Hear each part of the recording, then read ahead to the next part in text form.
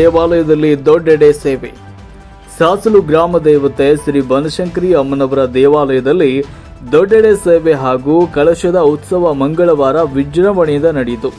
ಚಿಕ್ಕನಾಯಕನಹಳ್ಳಿ ದೇವಾಂಗ ಸಂಘದ ನೇತೃತ್ವದಲ್ಲಿ ಸ್ಥಳೀಯ ಬನಶಂಕರಿ ದೇವಸ್ಥಾನ ಸಮಿತಿ, ದೇವಾಂಗ ವೀರ ಮಕ್ಕಳು ಹಾಗೂ ಗ್ರಾಮಸ್ಥರ ಸಹಯೋಗದಲ್ಲಿ ಶಕ್ತಿ ಸ್ವರೂಪಿಣಿ ಬನಶಂಕರಿ ದೇವಿಗೆ ವಿಶೇಷ ಪೂಜೆಯನ್ನು ನೆರವೇರಿಸಲಾಯಿತು.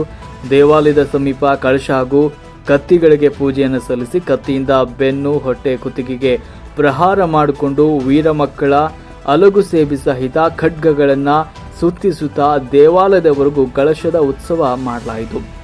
ಇನ್ನು ದೇವಾಂಗ ಸಮಾಜದ ಭಕ್ತ ಉದಯ್ ಕುಮಾರ್ ಅವರನ್ನ ದೇವಸ್ಥಾನದ ಸುತ್ತಲೂ ಮೆರವಣಿಗೆಯಲ್ಲಿ ಕರೆದೊಯ್ದು ತಾಂತ್ರಿಕರ ಮೂಲಕ ಅಕ್ಷತೆ, ತೀರ್ಥ, ಹಳದಿ ಅನ್ನದಿಂದ ದಿಗ್ಬಲಿ ಹಾಕಿಸಲಾಯಿತು.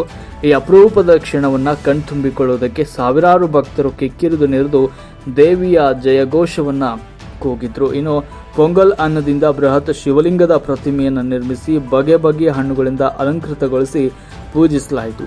ವಿವಿಧ ಕಾರ್ಯಗಳನ್ನು ಅರ್ಚಕ ಶಂಕರಪ್ಪ, ದೇವಾಂಗ ಸಂಘದ ನಿರ್ದೇಶಕ ಕುಮಾರಸ್ವಾಮಿ ಅವರ ನೇತೃತ್ವದಲ್ಲಿ ನೆರವೇರಿಸಲಾಯಿತು.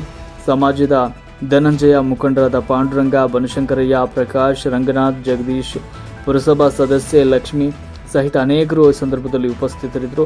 ಭಕ್ತರಿಗೆ ಅನ್ನ ಸಂತರ್ಪಣೆಯ ವ್ಯವಸ್ಥೆ ಕೂಡ ಮಾಡಲಾಗಿತ್ತು. ವರದಿ ಶ್ರೀರಂಗ, ಚಿಕ್ಕನಾಯಕನಹಳ್ಳಿ.